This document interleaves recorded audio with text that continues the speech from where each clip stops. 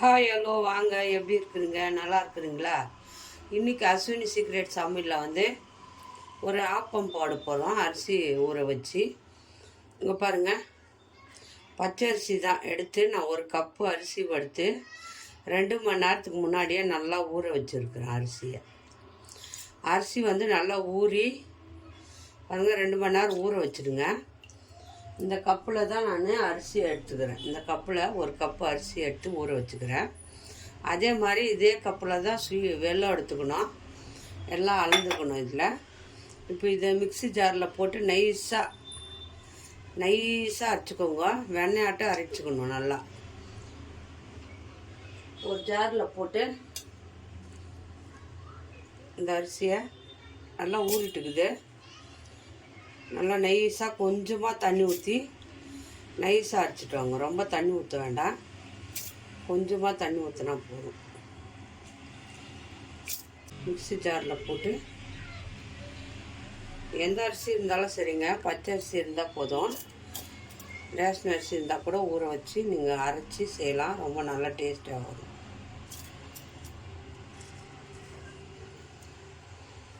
இதை நல்லா நைஸாக அரைச்சிட்டு வந்துடுறேன்.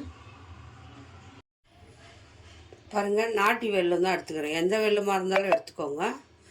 ஒரு கப்பு அரிசிக்கு ஒரு கப்பு வெல்லம், ஒரு கப்பு தண்ணி ஊற்றிக்கோங்க. பாருங்கள், ஒரு கப்பு தண்ணி ஊற்றிட்டேன்.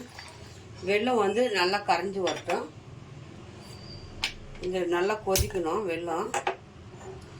இது கொஞ்சம் கொதிச்ச பிறகு நம்ம அதில் மாவில் போட்டு நல்லா வந்து மிக்ஸ் பண்ணிக்கணும். பாருங்கள், வெல்லம் வந்து நல்லா சூடாக இருக்குது.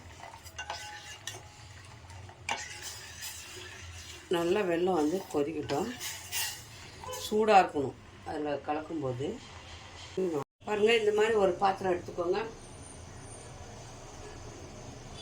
பாருங்கள், நைஸாக அரைச்சிட்டு வந்துட்டேன். வெண்ணெயாட்டம் அரைக்கணும். பாருங்கள், இந்த மாதிரி நைஸாக இருக்கணும். நல்லா நைஸாக அரைச்சிக்கோங்க. அதை அப்படியே ஊற்றிக்கோங்க.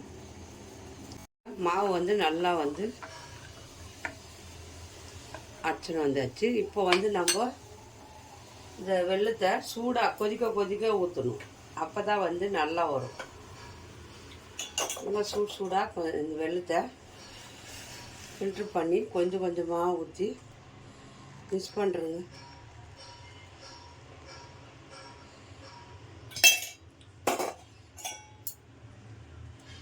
பாருங்க, நல்லா கலக்குங்க.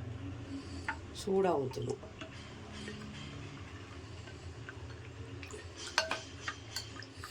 தண்ணியாக தான் இருக்கும்.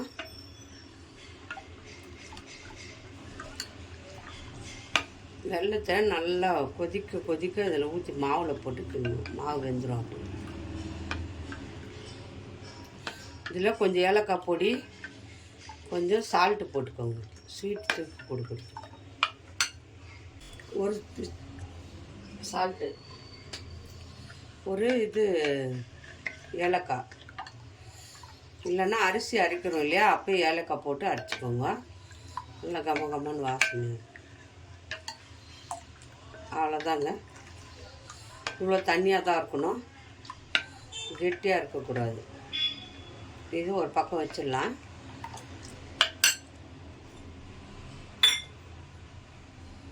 பாருங்கள், இந்த மாதிரி ஒரு சின்ன கடாய் வச்சுக்கோங்க.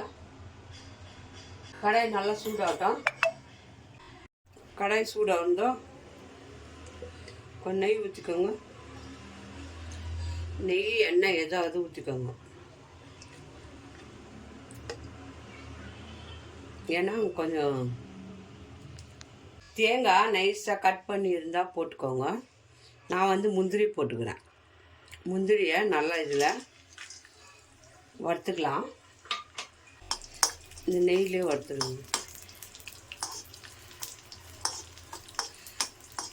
இது வறுத்து அந்த மாவில் கலந்து ஊற்றினா நல்லா சாப்பிட்றதுக்கு டேஸ்ட்டாக இருக்கும். தேங்காய் இருந்தால் பொடியாக நறுக்கிட்டு அதையும் நல்லா வறுத்துக்கோங்க. நான் வந்து முந்திரி போடுறேன் தேங்காய்க்கு பதில். நீங்கள் வேணால் தேங்காய் போட்டுக்கலாம். நல்லா செவர கலர் வர்றதுக்கு வறுத்துட்டு ஒரு தட்டில் எடுத்து வச்சுக்கோங்க. கொஞ்சம் வந்து மாவில் மிக்ஸ் பண்ணிக்கலாம், ஒன்று கொஞ்சம் மேலே போட்டுக்கலாம். இது வறுத்தாச்சு.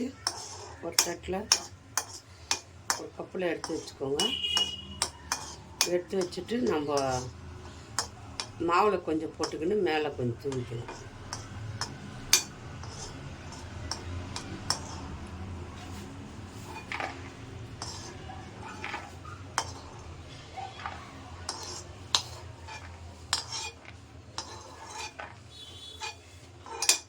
பாருங்கள், நல்லா சூடாக இருக்குது.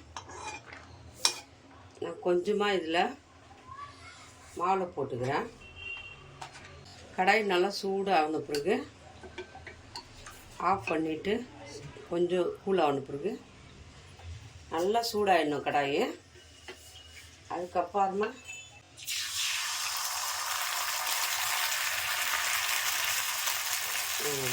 ஊற்றிட்டு ஒரு மூடி போட்டுருவோம். சிம் பண்ணி மூடி போடணும். பாருங்கள், இந்த மாதிரி வெந்த பிறகு நம்ம கொஞ்சம் முந்திரியை மேலே போட்டுக்கணும்.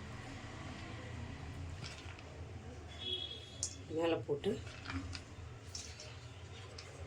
இன்னும் கொஞ்ச நேரம் மூணு இந்த பாருங்கள், நல்லா வெந்து வந்துடுச்சு. இப்போ எடுத்துக்கலாம். இவ்வளோ சூப்பராக இருக்குது பாருங்கள். இந்த மாதிரி தான் எல்லாமே நம்ம செஞ்சுக்கணும்.